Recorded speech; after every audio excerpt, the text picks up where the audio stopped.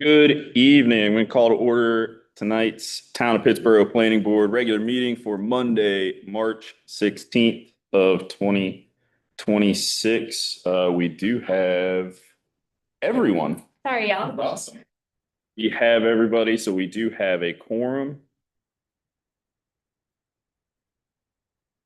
Do I have any modifications to the agenda anyone would like to make? If not, then I will accept a motion to approve. A motion to approve the agenda. All right, do I have a second? Second, all in favor, say aye. Aye. Right. Sorry, Mr. James Buster. Mr. Buster, thank you. All right, and then the same for the minutes. Everybody, do I have any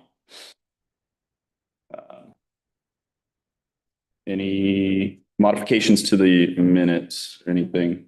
I make a motion to approve the minutes. All right, motion by Frida. Do I have a second? Second. Second by Connie. All in favor, say aye. Aye. Aye. Okay, we will move to our public comment period.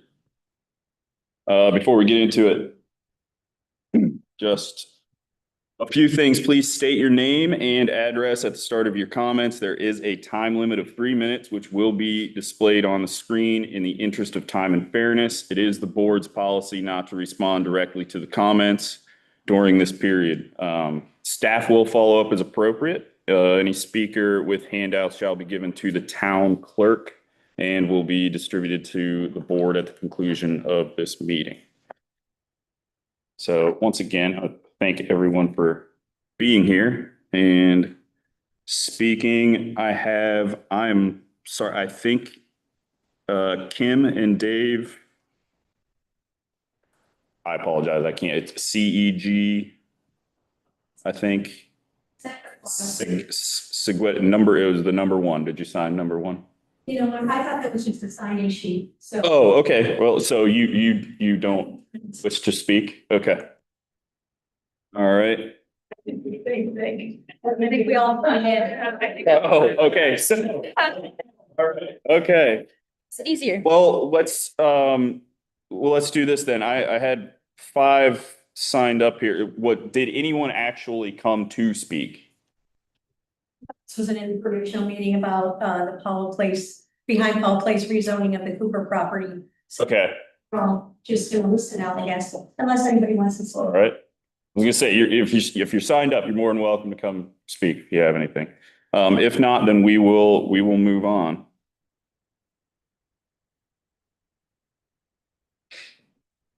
All right.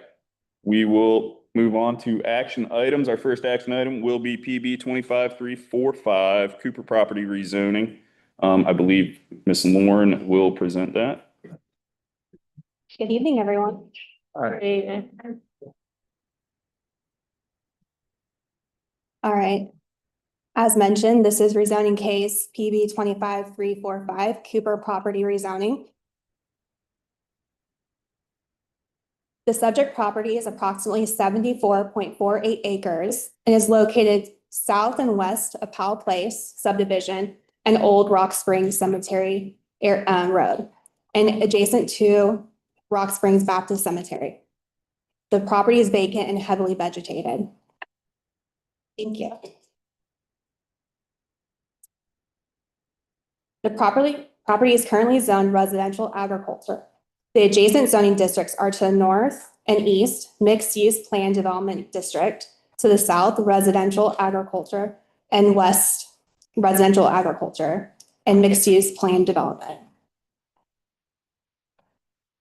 The applicant is proposing to rezone the property to multifamily residential conditional zoning.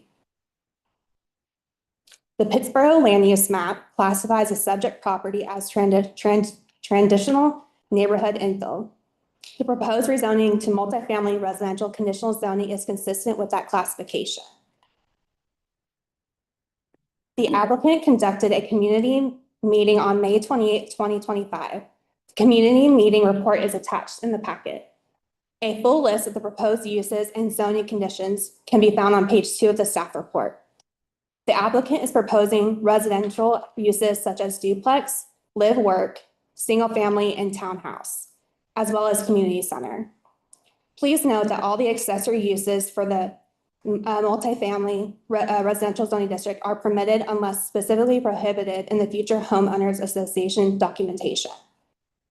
The proposed conditions I would like to highlight include the maximum number of residential uses proposed is 300. The project proposes a minimum of 3 product uses for the rear loaded townhome, rear loaded single family, and front loaded single family. No individual product shall make up more than 40% of the total number of proposed dwelling units. There are also proposed intensity and dimensional standards related to the setbacks, minimum parking requirements, and perimeter and riparian buffers.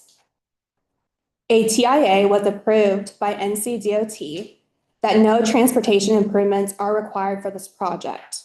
For reference, the Exhibit B, as well as the attachment number 7 in the packet, include the recommendation section of the TIA. To summarize the conditions related to site access, 3 access points to the site shall be made by connecting to existing street stubs. A minimum of 2 connections to existing public streets shall be constructed prior to the 100th CO. 2 streets are proposed for future connection. The developer shall acquire necessary right-of-ways, construct and dedicate an extension of Old Rock Springs Cemetery Road along the southwest corner of Mary Holmes Park to the project site. And number 4, the construction traffic shall access the site by the proposed Old Rock Springs Cemetery Road connection. The street sections shall be designed for 25 miles per hour residential and allow driveway access for the residential units. The internal roadway network condition proposes a 60-foot right-of-way for the extension of Old Rock Springs Cemetery Road through Mary Holmes Park, a 55-foot right-of-way residential local street for primary vehicular interconnectivity and movement. This is proposed to match the existing Wickham Drive, Clarks Creek Road, and Powell Place Lane, and a 44-foot right-of-way one-way street with on-street parking adjacent to and abutting the private linear park. The development is proposing to exceed the 20% minimum common open space requirement, as well as proposes to pay a per lot fee in lieu of the required amount for public recreation prior to the final plat being recorded. The project shall construct a private linear park with adjacent on-street parking within the central portion of the development, as well as a multi-use path. In addition to the 10-foot multi-use path, the landscape screening and fencing shall be installed along the northern side of Old Rock Springs Cemetery Road extension to screen the parking areas and existing park restroom building for the proposed roadway. Lastly, the project is also proposing an affordable housing condition to provide a payment of $1 million to Chatham Habitat for Humanity. Additionally, the project shall offer a minimum of 5% of total units to qualified hometown heroes through the DRB Hometown Heroes Financing Program, and the units shall be incorporated throughout the development. Upon fulfilling the affordable housing commitments, the applicant will not provide further monetary contribution or land dedicated required for any affordable housing fees. The Pittsboro land use map classifies the subject property as traditional neighborhood infill. The proposed rezoning to multifamily residential conditional zoning is consistent with that classification. The multifamily residential district in the Pittsboro UDO is intended to accommodate moderate to higher density residential development, including single family on smaller lots, duplexes, and townhome dwellings. The district is consistent and considered appropriate near existing mixed-use residential areas and activity centers. Planning staff recommends approval of rezoning case PB 25345 for Cooper property with the conditions offered by the applicant. I'll be happy to answer any questions, and as well as the applicant and the audience. Thank you. Thank you, Lauren. What questions do we have? Thank you. and nice to meet you. Me too. I guess my question is, as a resident of Powell Place, one of the biggest concerns that I know I heard from my neighbors was the entrance into the development. Is the applicant suggesting, or maybe I don't know how to read it appropriately, but where would be the main entrance into the development? Would it be by the cemetery or would it be on Powell Place Lane? I can let the applicant answer for their concept. I know the construction entrance would be off of Rock Spring Cemetery. But I will direct it to the applicant if that's okay. Yeah, because I wasn't clear on like the mixed use pathway versus the road. So I just need some clarification on that because it was a big point of contention. As I think in the past, before I moved into the neighborhood, I think there was some issues on Powell Place Lane where there was some kind of emergency or accident or something. People couldn't enter and exit the neighborhood. And so I just want to clarify where the entry points are and if what would be the main entrance so that if there are, just to make sure that there are multiple ways to get out of the neighborhood for not just the new development, but for us who live there already. Right, yes, ma'am. I would like the applicant to answer as well. Thank you. Yeah, sorry, could we? Do you want them to answer now or would it be part of their presentation? Oh, I thought this was a presentation. Sorry. They have their presentation. Oh, Presentation. Okay. Sorry. I apologize. Well, in that case, that's a great question. Thank you. let's see their presentation and then we'll continue with comments from there. Excuse me, I thought the. No, it's okay. It's. Oh, yeah. Yeah, I think They if don't- we go through the presentation, we'll kind of answer some questions and then we'll stick around and we can answer anything else that you need. Before I turn it over to Landon, I wanted to introduce myself and some of the other members of our team. My name is Adam Ashbaugh. I'm the Director of Planning, Engineering, and Entitlements for DRB Group. Our office is in Durham. With me tonight, in addition to Landon with Underfoot Engineering and his team, Matthew, are Rick Rojas, our Division President, and Amber Naidu, who is our Vice President of Sales and Marketing. And between the five of us, hopefully we can answer any questions you have. But before I turn it over to Landon, I do want to kind of point out how the plan has evolved, the coordination that we've done, not only with the surrounding residents, but with staff. We really think that this has shaped the plan that's before you in a positive way.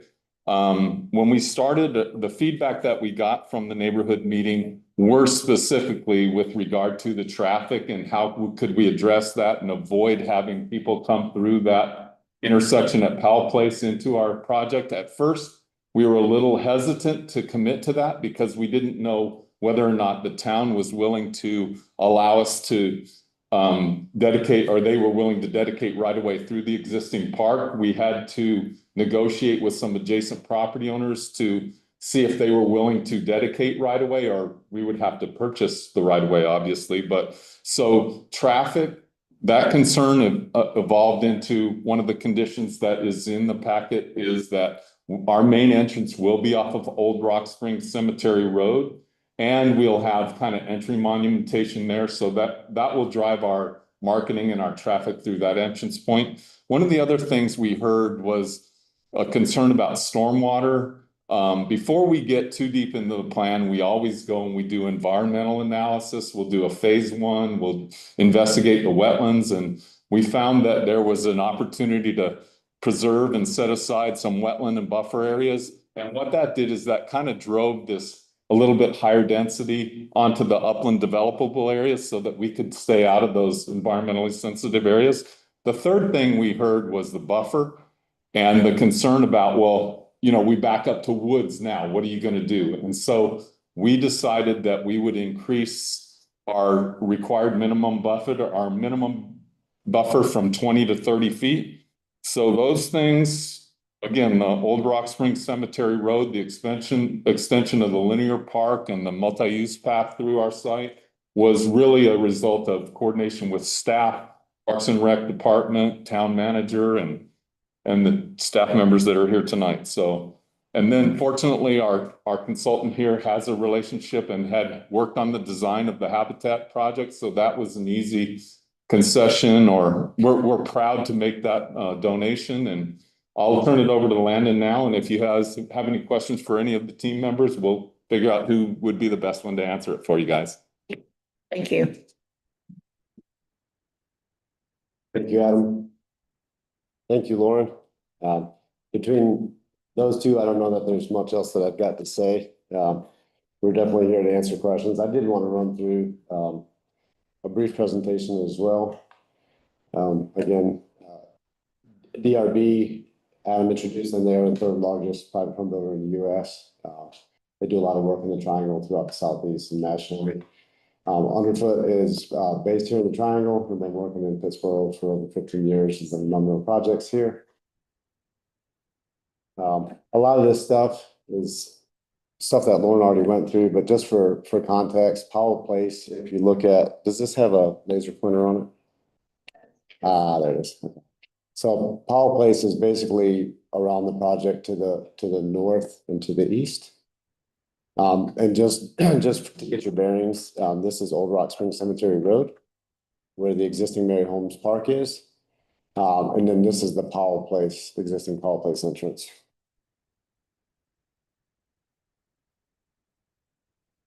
As Lauren mentioned, the rezoning is to MR conditional zoning, which is a multifamily conditional zoning, though there will be no true multifamily. Like she mentioned, it's going to be rear load townhome, rear load single family, and front load single family. You mentioned briefly in your presentation that there would be duplexes. There are no duplexes planned.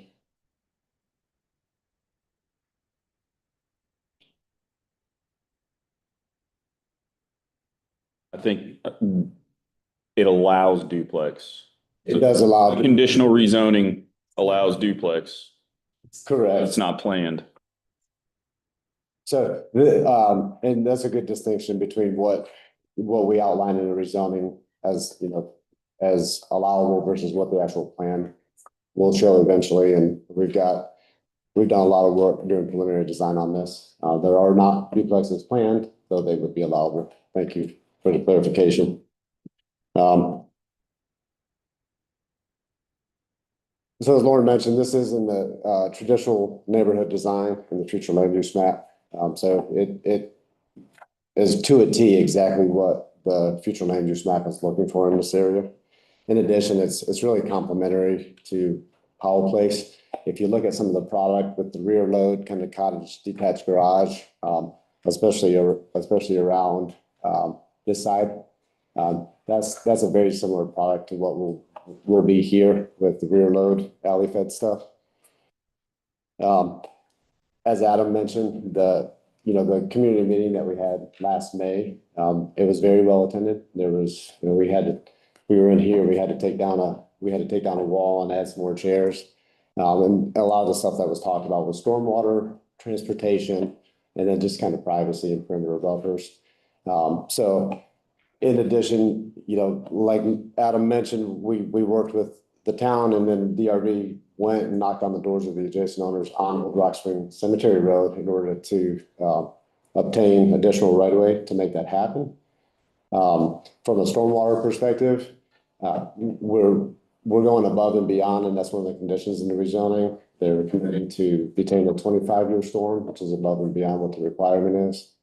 And then Adam mentioned increasing a 20-foot buffer to a 30-foot buffer. So we did that around the cemetery here. The remainder of the track, if it's residential to residential, would not require any buffer at all, but they are volunteering a 20-foot type feet buffer.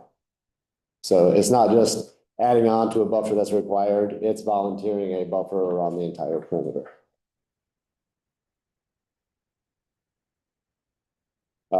We mentioned one of the last points here that there's a multi-use path as well, and we'll get to your question, and there's an exhibit that I'll pull up that will hopefully help to clarify more on the multi-use path versus the Old Rock Spring Cemetery Road extension. The Parks and Rec master plan does show a greenway through the site that would ultimately, again, these greenway master plans sometimes are just kind of conceptual in nature. And ultimately it shows it kind of going through the site and then down a stream corridor. We've got enough conceptual design of the site done that we know where the multi-use path or greenway trail would go through the site. So it'll come in here and then run down the middle of the site through through a very long linear park. If you think, if you go to Briar Chapel they've got some pretty good examples of what we're looking at doing. So it's a little over 3 acres, almost 2,500 feet long, linear park that will have the Greenway Trail meander through it and then little pods and pockets of rec space. So there may be playgrounds, there may be fitness equipment, picnic shelters, things like that. And then ultimately, it'll culminate, the view corridor all the way down the end of it is going to be the amenity center. So there's going to be a nice clubhouse with a pool so the vision of this linear park and amenity and community is just, I mean, it's outstanding. I say that to also point out the fact that if you take the linear feet of Greenway Trail or multi-use path, that would be required by the Parks and Rec master plan, where the project is actually proposing to build twice that length and connect it up through Old Roxman Cemetery Road. So yeah, I mean, we had not only a good neighborhood meeting and really listened to what everybody had to say and implemented their feedback into these conditions, but had multiple meetings with staff and Jonathan and Kyle Ship, and I've met personally with a number of commissioners, Monis and Foley specifically, and Commissioner Foley lives in Powell Place as well, and just really trying to get a beat on what everybody's concerns were, so that we could implement solutions into the proposal. In addition, I think it's a hot button topic right now. We did do a sanitary sewer analysis that was run through Tri River. It was approved. So we've got a will serve letter for whenever the sewer is ready. This project can be served by it. A TIA was done, was run through DOT, was run through the town. Yeah, there's been a lot of back and forth. So this is the exhibit I wanted to kind of point to. And I can't see your name from here, Christina. Yes. Christina. So hopefully this one will help kind of clarify when we're at the stage of rezoning, it's not appropriate to show all of the lots and like the specifics of the design. But this exhibit hopefully will speak to kind of where the linear park is going to be. So this is the linear park that will be down the middle with the amenity anchoring it. The multi-use path will start at Wickham, run through that multi-use or through the linear park, and then ultimately go up along Old Rock Spring Cemetery Road. The condition that Lauren mentioned with regard to the buffering and screening and fencing, if you've been out to Mary Holmes Park, I believe Mr. Holmes foot the bill to put a bathroom in a couple of years ago. And when we cut that road through, it's going to be 30 or 40 feet from the bathroom. So as part of the discussions, we talked about being able to put in some maybe horizontal slat fencing and some additional landscaping to make sure that we're screening that bathroom so it's not sitting right next to the extension of Old Rock Spring Cemetery Road. That multi-use path will also connect down to the south. Like I mentioned, the Parks and Rec master plan ultimately has that. There's a big creek corridor that runs down here. So we will extend that trail down to the property line. So in the future, when that multi-use path is extended, it's there and ready to be connected to. As far as connection points go, there are existing connections at Wickham, Clarks Creek, and Powell Place. Powell Place is kind of underneath this picture here. To clarify Lauren's point in the presentation, the town of Pittsboro has a requirement before 100 units that you have 2 access points. One of those access points will be Old Rock Spring Cemetery Road. That's part of the condition, and it will be the only access used for construction. I know that was the sole biggest issue that Powell Place residents have.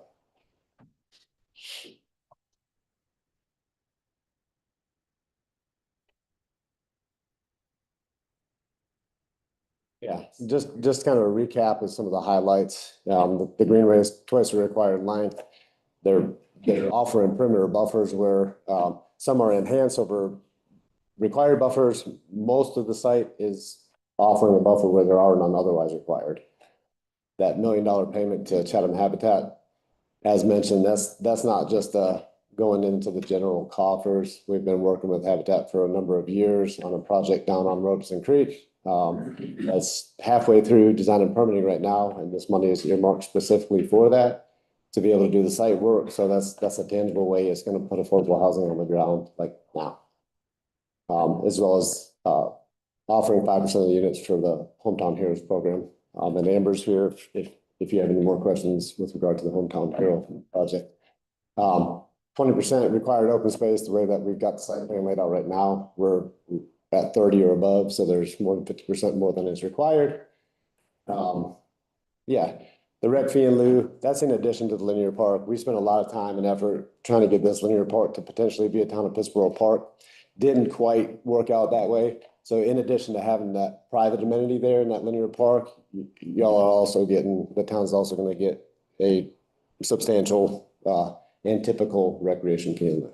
So that's all I've got. We're here for any questions that you have. Thank you. Thank you. I have a question.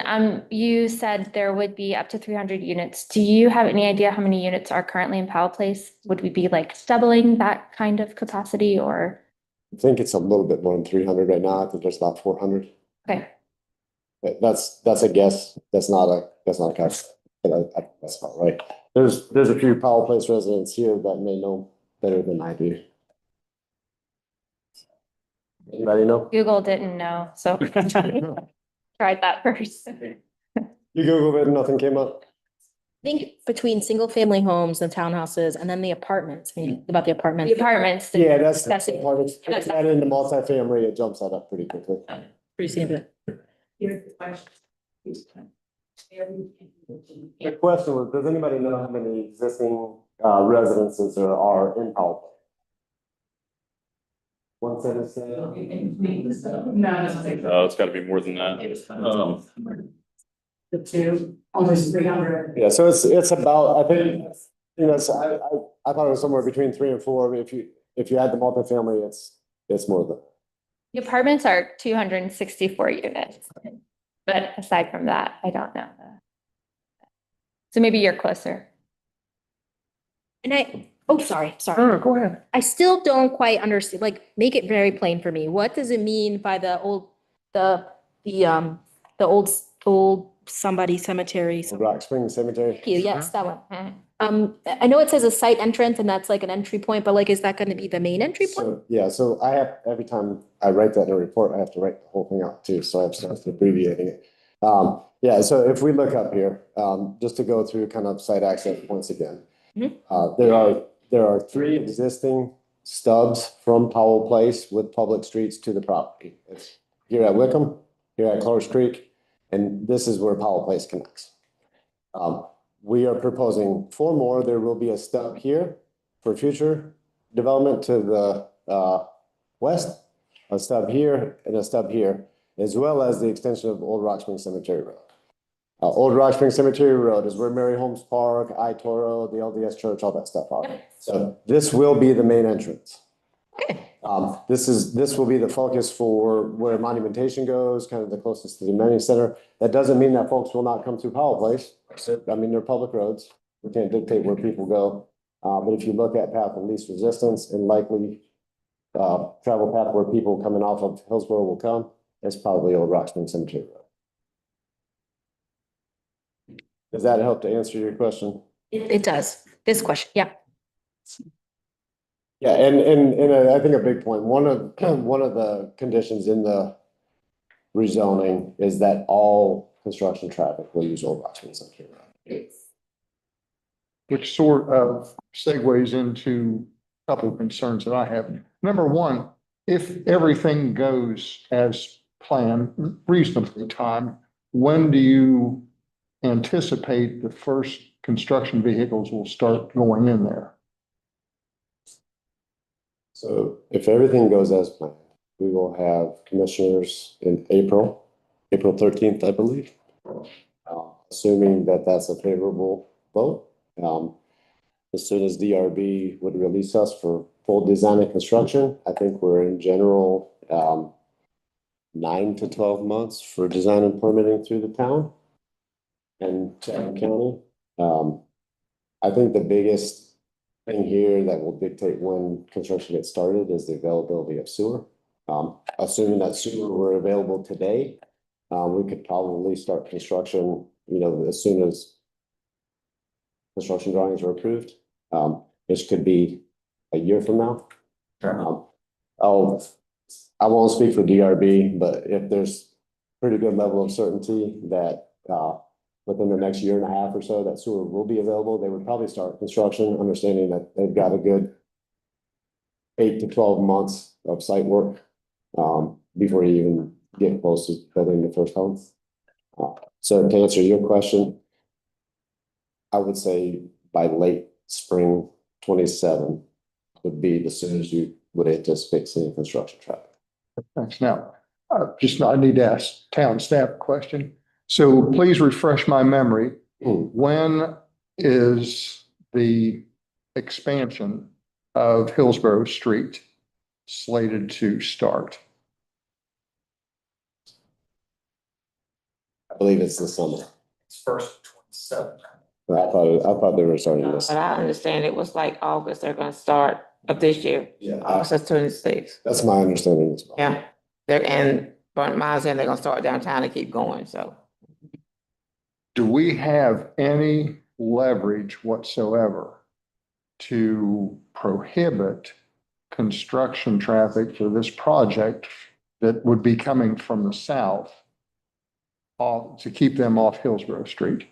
Before we go too much further in that, I think we're getting away from the rezoning right I now. understand, but I think this is my last one, and it is, a Good. critical issue. I mean, do we have any leverage whatsoever? I think the only, at this time would be to propose a condition or to work with the applicant on having language, if that is what the planning board would like to recommend to the Board of Commissioners, would be related to that. But I'm just not sure. I think it's easily enforceable if we made a condition that said Old Rock Spring Cemetery Road is the sole construction entrance. I'm not sure how we have an enforceable condition that would say people can't come from the south. Well, Up Hillsborough. Up Hillsborough, right. Correct. They would. I don't know how that would be enforced. I think from a conditional zoning standpoint, because this is within this parcel, it's more related to how we could enforce with the parcel itself and the adjacent properties. So depending on how far, as mentioned, like it may not be enforceable given how far where they're going to be coming from. But as mentioned, you could recommend we look into it or something of that nature, but to agree with the applicant on that. And keep in mind that when NCDOT is doing a TIP project, they will have traffic control plans in place. And that will generally account for any anticipated traffic, whether it be construction or not construction. I have one more question, I think for staff. I'm looking at attachment 2, number 7, permitted principal uses. I think this is UDO language, but item B is dwelling, live, work. Could you explain what that means a little more? Definitely. So it's when a residential structure allows the work aspect, and there's a certain percentage that allows the homeowner or whoever owns it to be able to work there and have it's kind of like having an office building, but not to that extent, or it's a little bit more than a home occupation as well. So it's like you can have the first floor residential or vice versa if it's just 2-story, and there's a certain percentage that is dedicated to a work type of business space versus. Could you give me an example, like a masseuse or something like that who's working out of their home, or Hairdresser. an artist, a hairdresser? Okay. Wants to have a salon in her garage, let's say. Okay. Right, it goes a little bit more than a home occupation, but it's what was mentioned, like, if you have a residential structure and you'd like to turn a certain portion of it into a office or vice versa, or having a rental aspect to it. So it depends on the square footage of how it's with the use. If that makes sense. Okay. Trying to like explain it To the today. rental. So a resident would be able to rent a portion of their home. If it's related to the business portion. So if you have clients coming in, or if you have a digital advertising company and there's a certain percentage that has a bedroom and kitchenette or a bathroom, then they could stay there. And it has to be broken down within the square footage of that entire structure. So it can't be the entire use for work. So it gives them that flexibility. Okay, but it wouldn't be like a restaurant downstairs and a condos upstairs. No, Maybe we can help clarify. I think that's an allowable use typically in the MR zoning. I don't think that the RB wants that per se, and I think, but I would speak to that, but I did. we would be willing to strike that out. It's like, I'm curious. That's a great, Putting in our great, idea. and a great point. As we were listening to the conversation over there, we're like, no, that's not what we want. What we're typically wanting to allow, like I said before, let's say there's a hairdresser who wants to have a salon in her garage. We want to make sure that there's not some restriction on her that if the homeowners association, if we decide as the management company of the HOA that we're going to allow it, as long as it doesn't interfere with the rest of the residents in the neighborhood, something simple like that we would allow if somebody had a tax service or something that they wanted to run out of their home. We will allow it, but doing a full service restaurant or some of these other things that we heard, that is not the intent. Okay. What I'm trying to do. And it would still have to follow whatever town process is required to be allowed to do that. and that would not be permitted with the restaurant. That would be a different use altogether. Okay, just wanted to add that for record. Thank you. And then, sorry. No, go ahead. The next questions I had were specifically around the houses and the buffer behind Clark's Creek and, I forget the name, but one of my street. Wickham. Thank you. Yeah, not Old Wickham, but Wickham. So I know there's a 20-foot buffer, but is there, I don't think I read anything about anything that would be, it would just be like the trees that are there currently. And that would be the 20-foot buffer before the next property start, or would there be fencing? Would there be additional, plants planted there or trees, all that stuff? So again, that is not a required buffer, but that is a volunteered buffer, and it's, the rezoning commission reads that it would be planted to a type B buffer, which is semi-opaque, and I don't have the standards committed to memory, but it's X number of evergreen trees plus X number of shrubs per linear foot. So there is screening there. It would be something. Like a fence. Correct. I'll point out as well, there was a few folks that came to that meeting, and you're talking about this area like Clark's Creek and Freeman or whatever this is. There's a ridge line that runs like right here. And a lot of that runoff is going down to their properties and flooding their backyards. And I've heard stories of retaining walls being washed out and things like that. When this project comes in to do the design, we've already planned to pick up any of the rear yard drainage and take it to whatever stormwater control measure that we have. So that's going to be something that really alleviates a design concern or an experience that they're having right now. That's going to be gone by the time this thing is built. But there wouldn't be anything to stop someone from walking in between Powell Place and this development in terms of like a fence or some kind of barrier. No difference than nothing stopping people in Powell Place from walking in these woods for that. The reason why I asked that is because my house is very close to the apartments, and what they did was they built up like a little bit of a, I don't know the official words for it, but I'm gonna say like a little hill, berm, I don't know.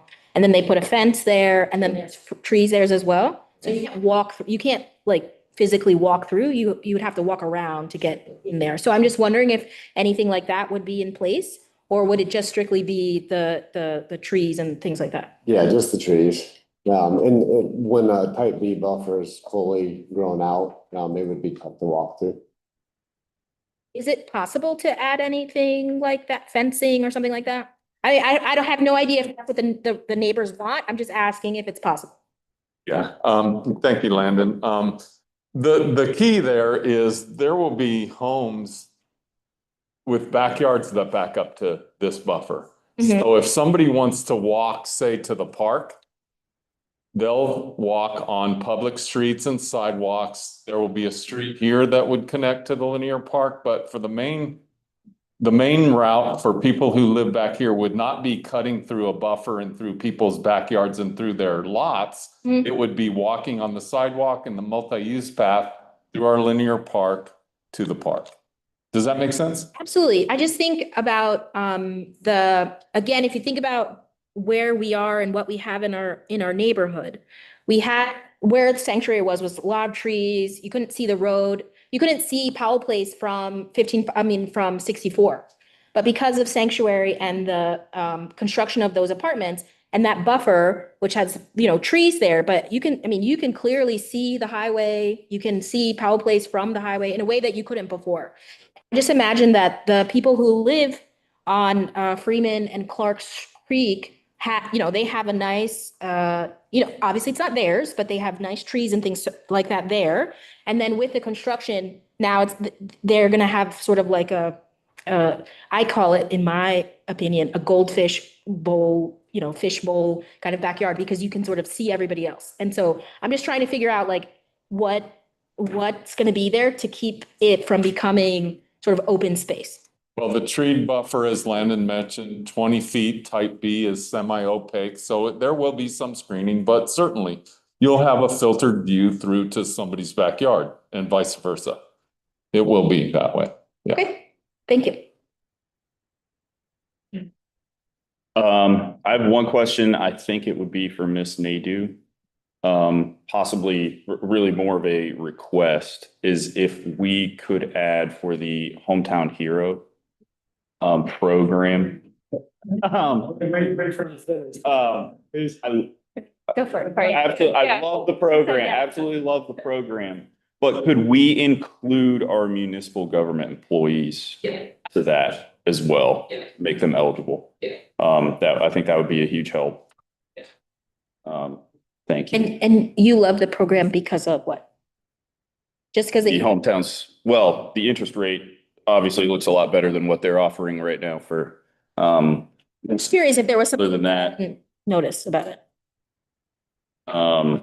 Yeah, sorry, if you would like to explain the, Yeah, I mean, I'm happy to kind of explain it generally. Obviously, the Hometown Hero program is something, that we've talked to the town about, and I've talked to all of you, affordability is obviously a big problem right now. And obviously interest rates, again, just skyrocketed last week. I know everybody's seen that.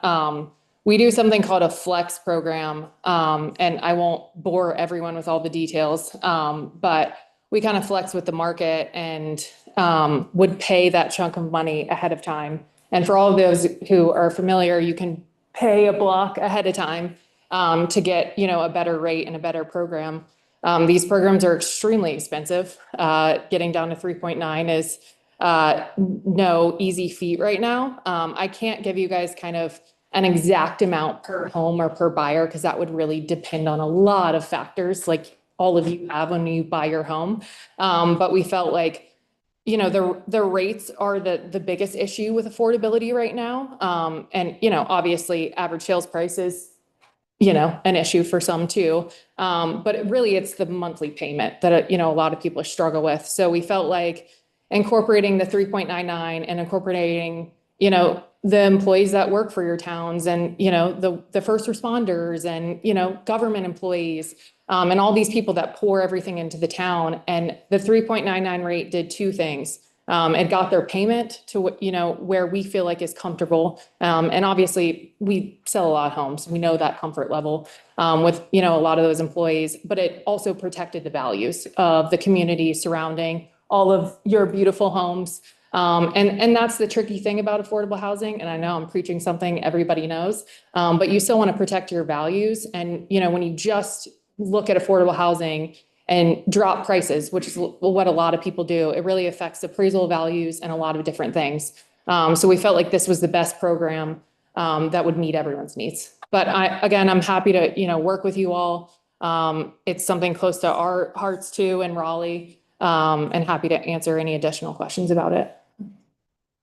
thank you. I have a question. I was shocked to see that doctors are included in this group of people that need housing assistance. Teachers. Right, I see all the others, but I don't see the people that sweep the doctor's office and the people that build the houses and the people that drive the trucks. And there's lots of other people that need housing assistance. And I'm not sure this is really addressing all of that. Okay.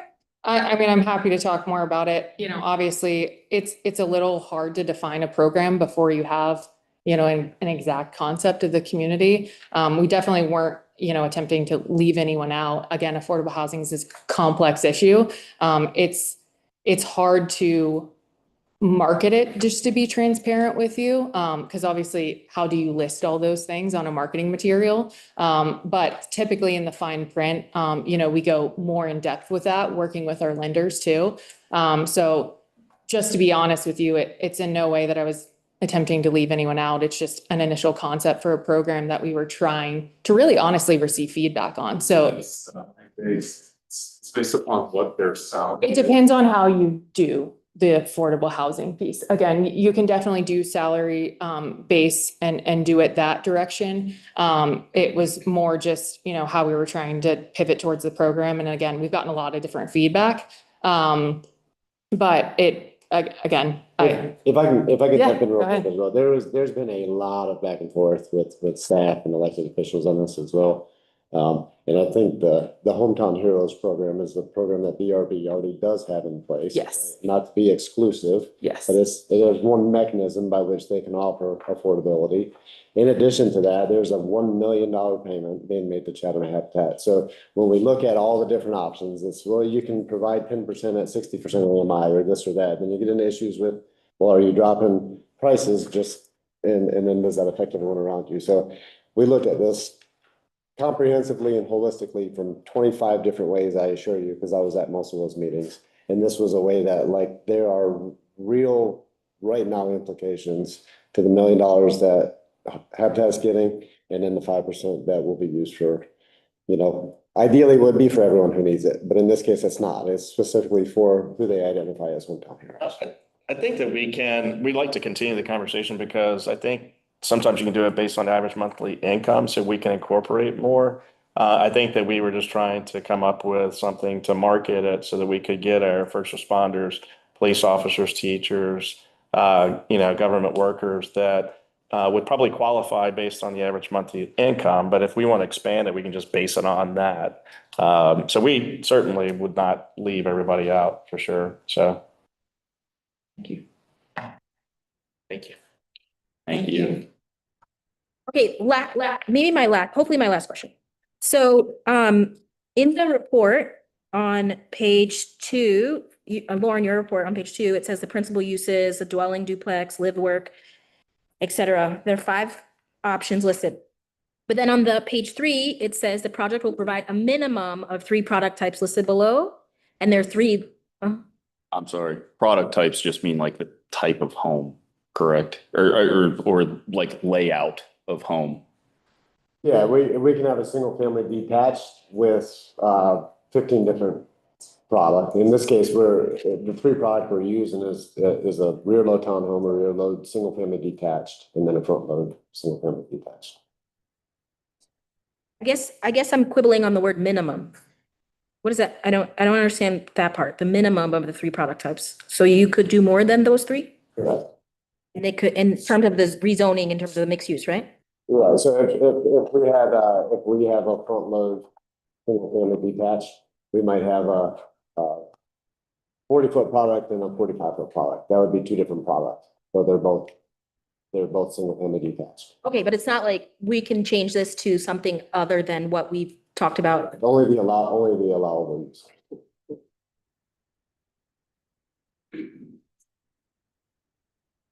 You want to speak for? No, that was question. I have no further questions. The motion. I'll move to approve. I'll second that.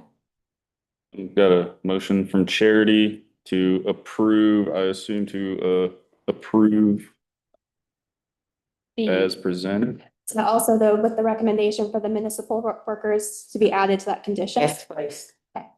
Yeah, just want to make sure I had that in my notes. Say all the words. Do you want me to say all the words? Yeah, go ahead. Okay. I make a motion to recommend approval of rezoning case PB 25345 Cooper property And I'll second it again. with the addition of municipal workers to the Hometown Heroes program. Thank you, Charity. Seconded by Frida. All in favor? One thing. I mean, it's. Sorry, discuss the motion. Well, to discuss the motion. We have a motion on the floor. You can discuss the motion, yes. Okay. You like? Did you have something else? I have something once we approve them. Okay, all right.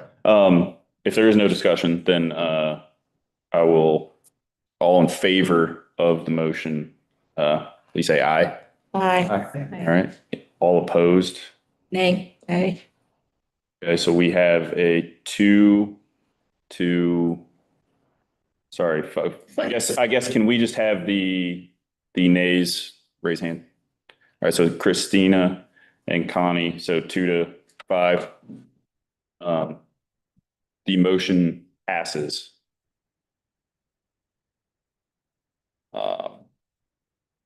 Thank you. Yes.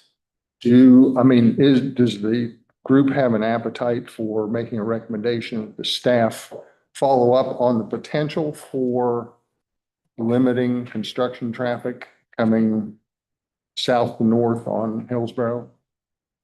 I think, yeah, I don't know that if that's, I mean, I guess we can ask staff to look into that. I know that we need to Okay. make a motion for that but I can look into it. That's what I do. I can look into it. I don't know if a condition will come from it or a recommendation, but we'll definitely look into it with our engineering staff.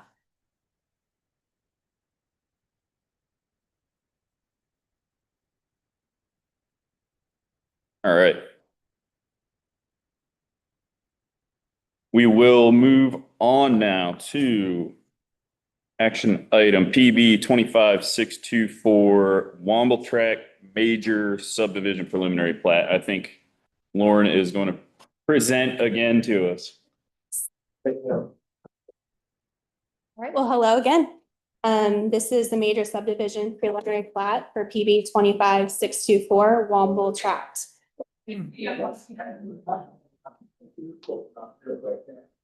The applicant, Chatham Park Investors LLC, is requesting a major subdivision preliminary plat for a proposed 408 residential units.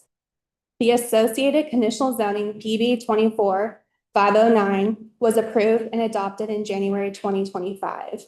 The proposed development is subject to the conditional zoning as well as the requirements and standards within the town's Unified Development Ordinance. All right, before I get started, I wanted to note that there's an arrow at the bottom right-hand corner. So that will show you where the north direction is. So north will be on your left-hand side, just based on the orientation. So. All that in the business and north arrow. North arrow, there you go. Descriptive. The rezoning case was approved for approximately 122.5 acres.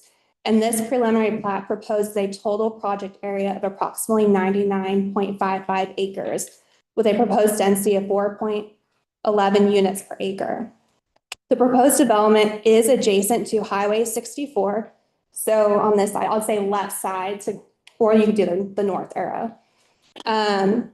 North of Business 64, which would be on the right side if we stick to the same orientation right now, and east of Chatham Parkway and west of Eubanks Road. The existing use is vacant and has existing structures, and the proposed use includes single-family and townhomes. The development is consistent with the traditional neighborhood infill land use map designation. The applicant is proposing 112 townhomes and 296 single-family lots. The smallest lot size proposed is 1,980 square feet, and the maximum proposed is 8,792 square feet. Please see page 2 of the staff report for additional proposed development standards. The dimensional and intensity standards table on page 3 of the staff report include the minimum lot area, lot width, and setbacks proposed that were approved with the conditional zoning. This major subdivision preliminary plat meets those requirements. The development will have sewer and water from Tri River Water. And Tri-River Water will approve the utility plans during the construction drawing phase. Hydrant locations will be reviewed by the fire marshal in town for final approval at the construction drawing phase as well. The development is proposing a minimum 60-foot wide buffer adjacent to Highway 64, so on my left-hand side or the north, depending on which way you're looking at it. And the riparian buffers adjacent to the Highway 64 business, which is on the right-hand side or south, depending on how you look at it, satisfy the scenic corridor overlay district buffer requirements per the UDO. Perimeter buffers were not required adjacent to a riparian buffer or the property within Chatham Park. The public recreation requirement will be met with a fee in lieu amount at the current rate of $4,750 per dwelling unit to be paid at the time of final plat. The development is meeting the minimum open space requirements, and the overall landscaping will be approved at the construction drawing phase. This subdivision is proposing access from Old Providence Way, so it's going to be on, trying to keep myself. It's going to be on this side, or it's going to be the left-hand road right here. And on Oak Lawn Avenue, which is the one on the right. If you're going to follow the pointer, or the street that's kind of curved versus the straight line. There is also a stub street provided to the east, which you see right here. The preliminary street designs have been reviewed by the town. The fire marshal has also reviewed the preliminary street designs per the fire apparatus access road standards. The Development Services Department and Fire Marshal have also reviewed all the preliminary improvements, and final approval is required during the CD submittal process. The TIA has been reviewed, and per the requirements in the TIA, north and southbound turn lanes on Chatham Park will be installed. The TIA traffic impacts on page 6 of the staff report include the full list of recommendations.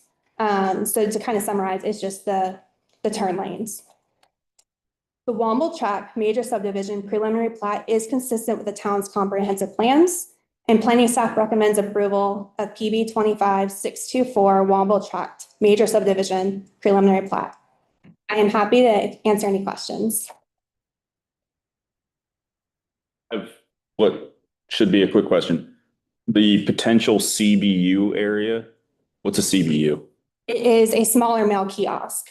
Okay, okay. So it just, I forget what it stands for, but it's a different option than a full mail kiosk. Gotcha. Okay. What's in the center square?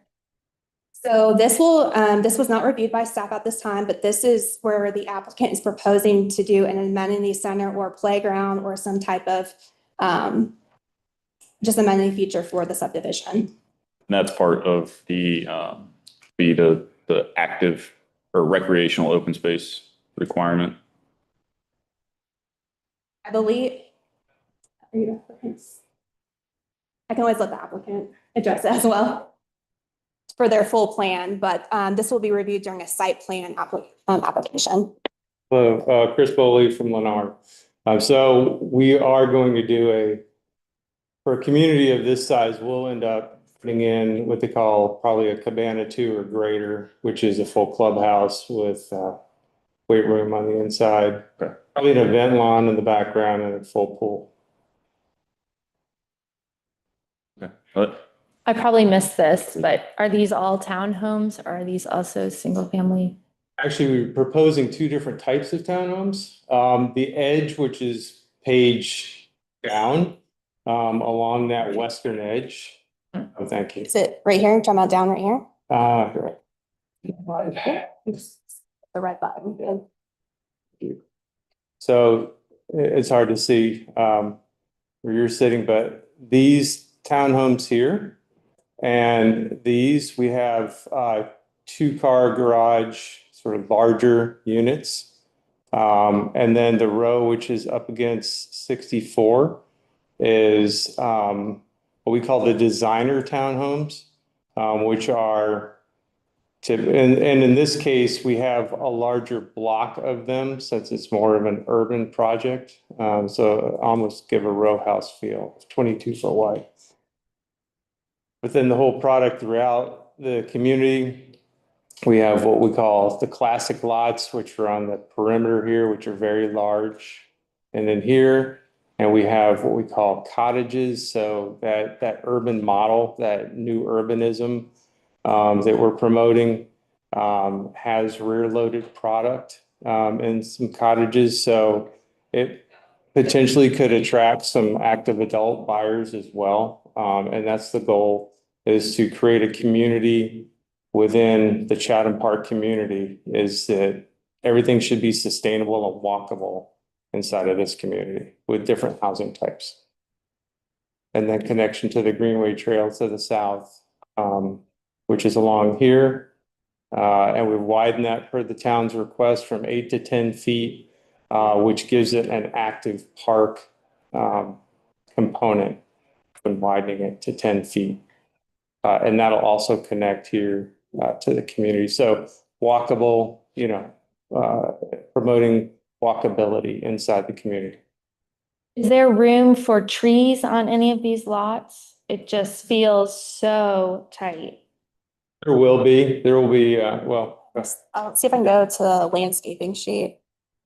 It's hard to tell, but these will show street type trees, and then there is a lot requirement, which is reviewed at officially at CDs, but there has been a preliminary review of those landscape.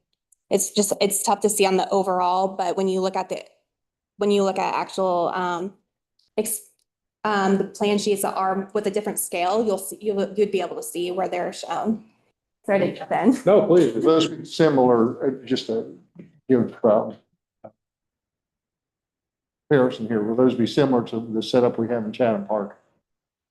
Yes. So where there's two trees in the front and, okay. And we've adopted, even though we're not technically in Chatham Park, we've adopted a lot of the Chatham Park standards. Yes. We do, as Lauren pointed out, our primary entrance is through Chatham Park. And the nice thing about this mixed product type that's proposed here is with the UNC medical facility here. This could easily become workforce housing and promote walkable commutes. Again, going with the more urban model, but walkable commutes rather than getting in your car and driving 30 minutes to work type of thing. It's okay, I get the idea. Are they all rear loaded? Is that the? No, ma'am. Only the cottage product is a rear loaded urban type unit.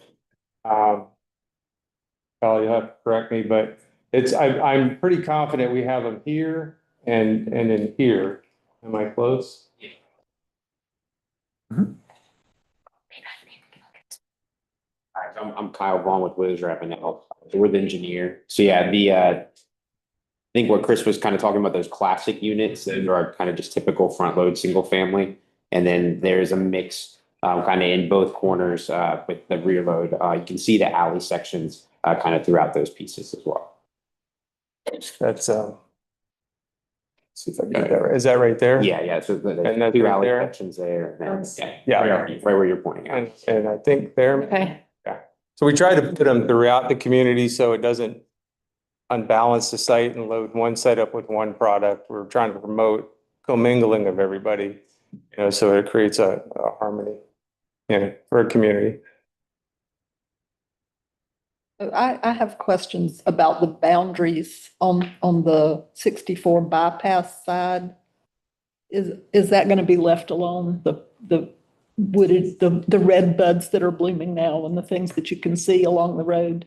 Yes, ma'am. That's going to be left like it is? Yes, ma'am. If you're on 64 and you're looking into the site, you'll see quite a bit of relief or grade separation there. And then the town has requested, and we gladly went along with it, to leave that buffer undisturbed for a lot of reasons. I mean, it helps with sound mitigation and visual and et cetera, but it just looks good too. Okay. And then this tract here Is that the McIntyre piece, the little triangle? Yeah. So there's actually two. There's the Womble, gets called Womble a lot, but it's actually Womble and McIntyre.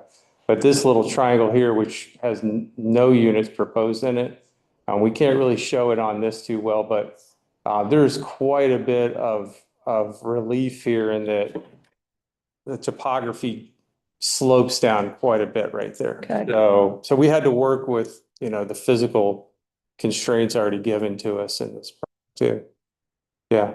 And then what about on the 64 business side? I mean, so there's trails going through there. What is the rest of that? Is that going to be wooded or what's there? Yes, ma'am. We were required to give a connection here, which this is what they, call an out parcel, under different ownership.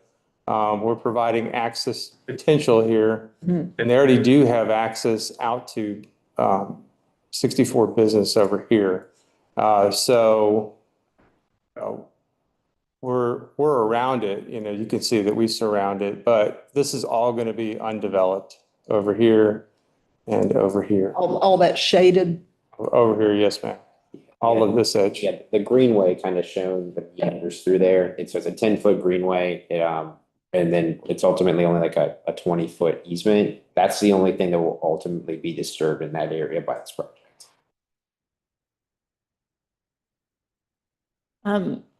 Towards the top of this map.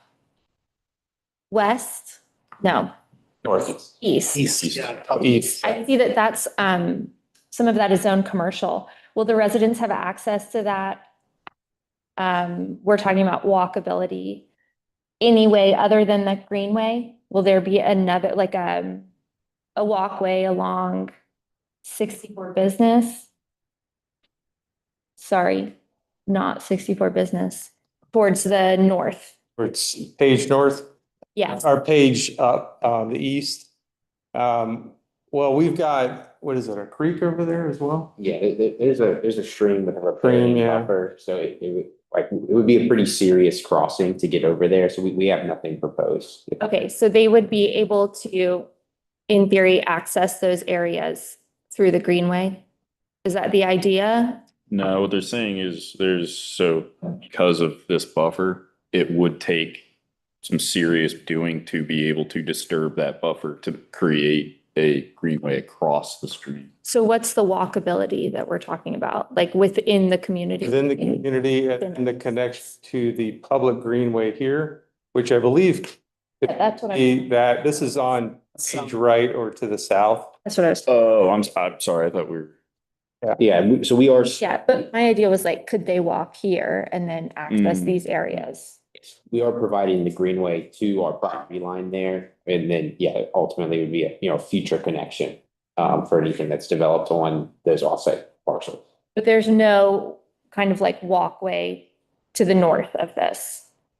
To the Actual north, arrow north. North would be. It's a highway. The arrow is pointing, isn't it? Yes. Yeah. This is 64 and it's a barrier. Got it. We couldn't do anything. There are sidewalks and on the overpass of Chatham Park Way. Right. And so this is designed to link up to the greenway that's coming through the adjacent property. And then ultimately out to Chatham Parkway and ultimately part of a bigger network for the whole community, for a whole greenway system. And there's a 10-foot multi-use path proposed in our right entrance as well that will connect that with Chatham Parkway, direct infrastructure. Both of the roads connect to Chatham Parkway, correct? Yes, ma'am. That's the only in and out, right? Yeah. Okay. And then there's a hospital or something going in there? Yeah, in the upper corner. Yeah, so basically northwest. Yeah, that'll be a UNC hospital. Okay. And is this commercial? Okay, got it. Yeah, I think it's ultimately like medical office buildings. Medical office. Yeah, makes Yeah. sense. Proposed units. And then we have, just keeping in that new urbanism theme, we've got roundabouts and traffic calming at the request of the town staff as we incorporated that into the design as well, because these are pretty long straight roads that need to be broken up.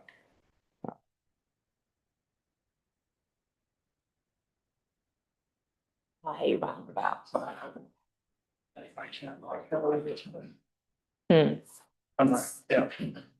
All right, if I have no, we have no, further questions, I'll accept the motion. I make a motion, we, approval, and I'm gonna read it, and, which recommend approval of the subject major subdivision preliminary plat, subject to the inclusion of sidewalks on both sides of the road, parkland, and provision of greenways in accordance with the United Development Ordinance and the Pittsburgh Park and Recreation Master Plan. And All right, motion by Frida, second by Alan. All in favor of the motion, say aye. Aye. All opposed? All right, it's, passes unanimous. Y'all see you next time.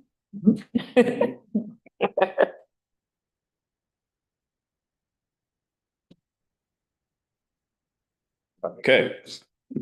Now that I think this is the part where we lose the rest of our audience. unless they want to talk about trees, next each one. Our item number 3 tonight, our UDO text amendment, ZTA 2026-01. Miss May Armstrong. No offense, babe. No offense. The doctor was not supposed to be a bench, and they're gonna take that. So Okay. that was a. Okay, thank you. Okay. Yeah, thank you. Are we retained doctors? Yeah. Primary care physicians are in desperate need. Yeah. They do make a lot of money though, so. Sorry, May, thank Good you. evening, everyone. Me. I see everyone again. Staff is requesting a text amendment to the UDO for section 12.12, which is the terms and use defined, specifically to insert definitions and to amend definitions. They're about 10.5 pages. We sent these out. I'm hoping you have had the opportunity to review those definitions, and if you have any questions or concerns, please let us know. They're meant to clarify and add some consistency and address some of the regulatory requirements directly. So. One question I had, where it talks about the area of shallow flooding being 1 to 3 feet, I mean, is that standard? It is standard language. It's part of actually the blueprint language for the state as well. Okay. So some language is taken from the blueprint, some language is taken straight out of regulatory, and some of it is clarification that has not been provided for. And the other question I had is, why the heck are we adding tattoo parlor to the definitions? That is one item that's not been fully defined in there, and there is a request coming in the future to make adjustments potentially to that designation in one of the downtown areas. So We'll say, that's fine. early on, when I started getting involved, there was a request for that. I remember that. And it, Yeah. okay, yeah, so. And even one before that. Was there? Yeah, it's We've had been an issue, yeah. People want a tattoo parlor. It's just unclear, so this is Right. very Clarifying. helpful, actually. we want to make sure it's very well defined, and you will see additional pages coming next month for definitions as well. We just did not want to give you, 50 pages of definitions. Right. Chunks of that are good, yeah. I have some questions. I did read through these and I really appreciate having definitions. I noticed under the annual chance flood definition, it shows that the 25-year is 4% ACF and the 500-year is 4% ACF, and I don't think that's possible. That needs to be adjusted. How'd you put that? Should not be that. Do you want me to keep going? Yes, ma'am. Okay. Under the buffer base, I had to look up what 2.5-inch caliper means, so it would be helpful to me and maybe other people to have that more clearly defined, that it means 2.5-inch diameter at the 6 inches above Correct. oil level or whatever it is. BH. Add a caliper definition Yeah. Well, I think what she's Be- saying is, Be within that buffer base definition, but when you use the term caliper base, just so that and also caliper, the fact that usually when we're discussing caliper, it's at breast height is, I don't think that's probably not well, the totally definition clear. said 6 inches above soil level. Okay, so that is different than what I'm used to then. So there needs to be some clarification there. We need to add the breast height level in here to use that one specifically. We'll add that as well. Okay, so it would be ABH. Okay. On the one about the Chatham area bus connector, it says that is excluded from impervious surface calculations. I was curious about why that would be excluded. It would generally be part of a right of way, which would not be normal in the actual overall impervious calculations for a site. So that would be a different set for those calcs. It's based on the actual right of way piece. Okay.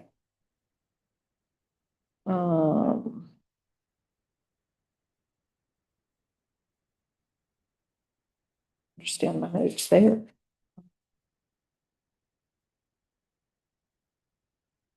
I was curious about why the grading definition only applies to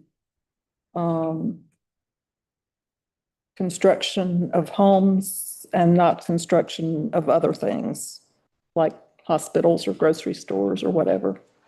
Isn't that grading too? We can update that then actually include all types of development. Okay.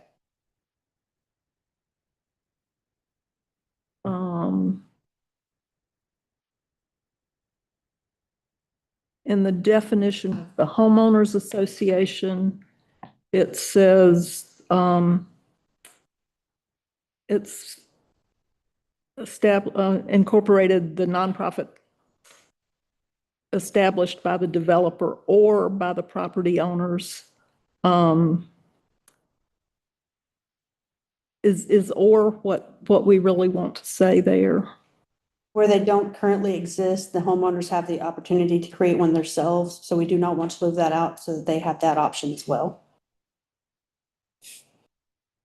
I guess what I'm thinking is if it says or, then it could mean that the homeowners, theoretically, the homeowners could never be involved. It could just be something that's established by the developer and the homeowner could never. That's exactly correct, and that's exactly what we're living with in Chatham Park.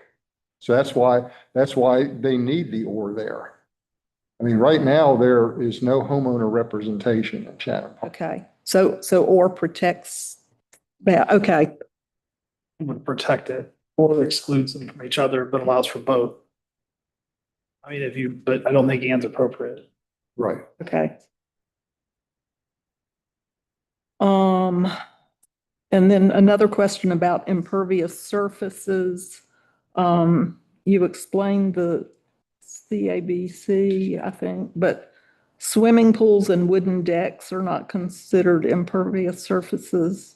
I kind of understand the swimming pool part, but why is a wooden deck not an impervious surface? It still has the ability to flow through the grooves depending on how it's built. It would depend specifically on the type of deck for that wood deck. So I had a wooden deck on my house and it rotted and I replaced it with a composite material. So would the composite be impervious? I mean, is it different between those two? It is just like it would be if it was concrete and you had the different slab sections. It's more about how much area before it can run off to the ground and it falls directly underneath it. But a slab of composite and a slab of wood with a half-inch space between them is the same as far as how much water is dripping through, right? It is, but we can add the composite, but we can't really add the concrete piece because they don't have that same. Okay.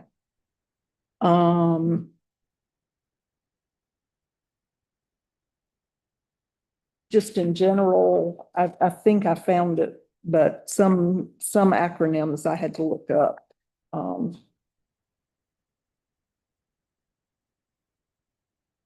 That may be the end. That's it. If you ever see an acronym that I don't have defined out, please let me know, because I've tried to make sure that they're actually part of that definition so that going forward, people understand. Okay, and under the mean sea level, there's the NFIP and the firm, FIRM, were not defined within there. The NFIP is called out for the National Flood Insurance on the actual definition. Right, I found that, but the firm, FIRM. If we already have.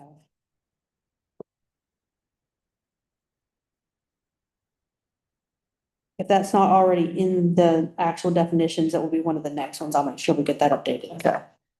Thank you. Are there any other questions on the definitions? Items to adjust? Nothing else?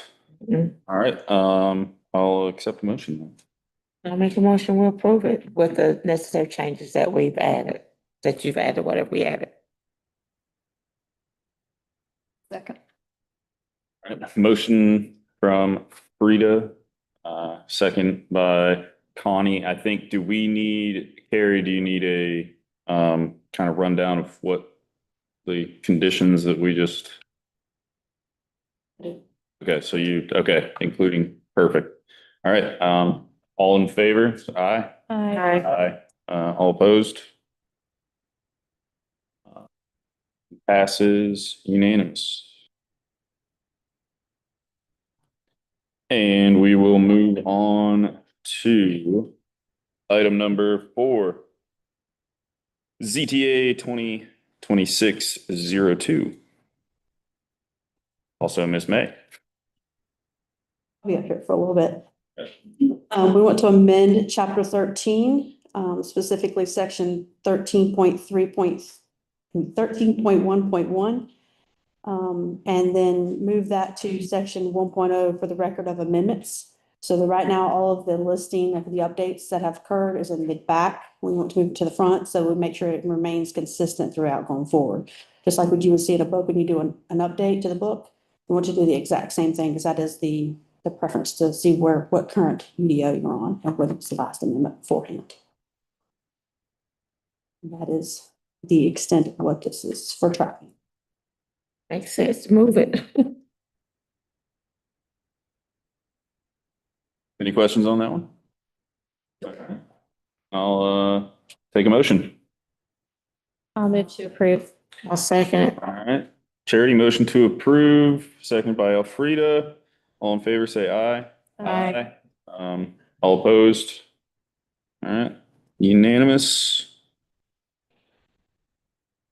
Item number 5, ZTA 2026-03. Miss May. The next one is section 5.7, the recommended and invasive plant list. Currently, some of the items in the plant list are not up to date. And because of the changes that are going on with using adaptive plants and updating invasives or aggressive plants, we want to make sure it is regularly updated. So we want to put it in the spec book instead of actually in the UDO. Right now it has crepe myrtles in it, and it has Chinese elm, and they don't belong in there as in the planting schedule. So we want to make sure it's continuously updated. And so we're taking it out and adding the language as noted to make it cleaner, basically to say that it's going to go by NCDOT, NCDEQ, and the North Carolina Forest Service for their updated list, and we will follow that. And that would be their primary, and we will give recommendations in our spec on top of that when necessary.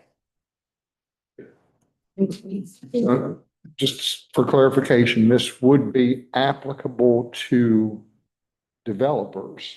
Is it also applicable to individual homeowners? If they were replacing it, or if they just a buffer, it would be applicable, yes. So they would have the use of that, the list of plants used on a regular basis. For example, Oakwood, that disturbance, they could use that list for replanting. And are there any enforcement mechanisms if it's not followed? It is currently in the ordinance, the actual,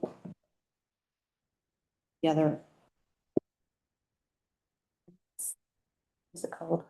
It's just, what's piece? The design development. It's inside, but the actual enforcement's in the code of ordinance, excuse me. It's actually where the enforcement piece is. And to add to it, so for individual property lots not applicable to to subdivision, staff's not gonna enforce the type of tree, but when it comes to reviewing subdivision plans, residential versus non-residential, we'll be using the specifications as reasons to recommend or require certain types of species or trees depending on what's allowed per the plant list, to just answer. So to get down to brass tacks, what happens, if anything, if I plant a tree that's on the Great. list? My backyard. So what I'm hearing is that that is in the code of ordinance. There is a portion in there that does have that in there, but we would have to be more specific in that ordinance and get it updated if we were going to go further than what's listed. Okay. Generally, they will come out and notify you, you have the wrong one there, but we have to be notified that it's there first. No one's going to come walking through your backyard, generally speaking. Okay. So. I should not have said that. I just opened myself up. He did. Would that be a homeowners association issue? Somebody don't like him, they come up, look, he got the wrong tree, I'm gonna tell it. Either way, Well- it's not in this, so we don't have, I mean, it's not No, that we have yeah. to worry about. Yeah. No, that was a very good question though, on how that applies, applying to individual homeowners. Well, and that's what Yeah. I've been asked by some of my neighbors is, No, it makes sense. yeah, Right. Circling out of the You're back. UD. no, they're Yeah, the UDO. I mean, the applicability of Yes. this.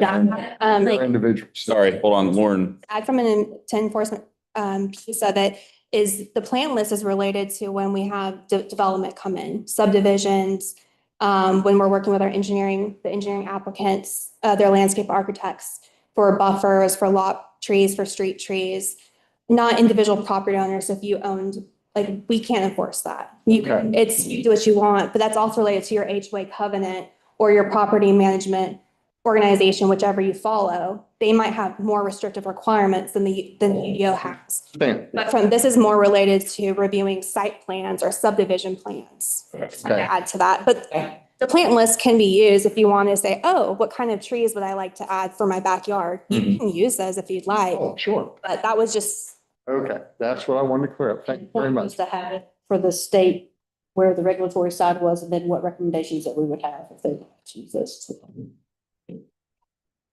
Perfect. Okay, good. If, I make a motion, we approve it. all right. Second. All right, motion by Frida, second by Christina. All in favor, say aye. Aye. Aye. All opposed? All right, motion passes unanimous, and we'll move on to our final item. Number 6, ZTA 2026-04. Again, it's May. This goes to section 1.5, relationship to the comprehensive plans and subsections.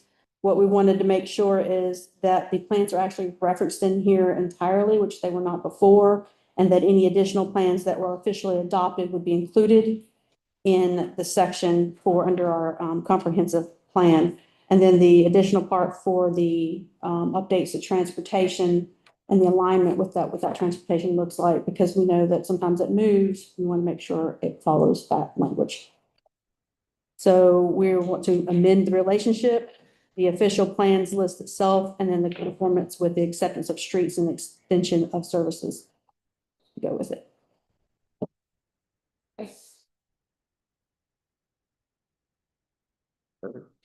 Any questions on this one? No.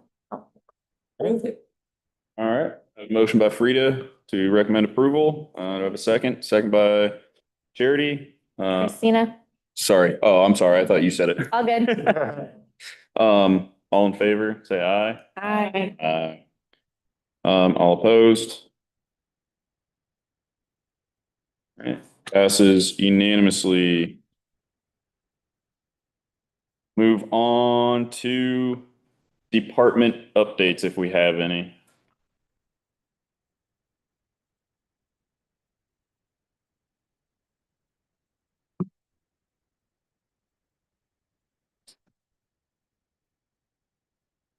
again.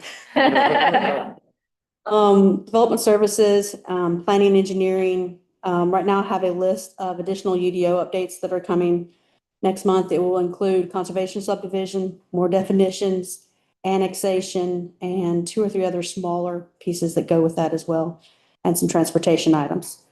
In addition to that, we have 2 more projects on the list that potentially may be coming in as well.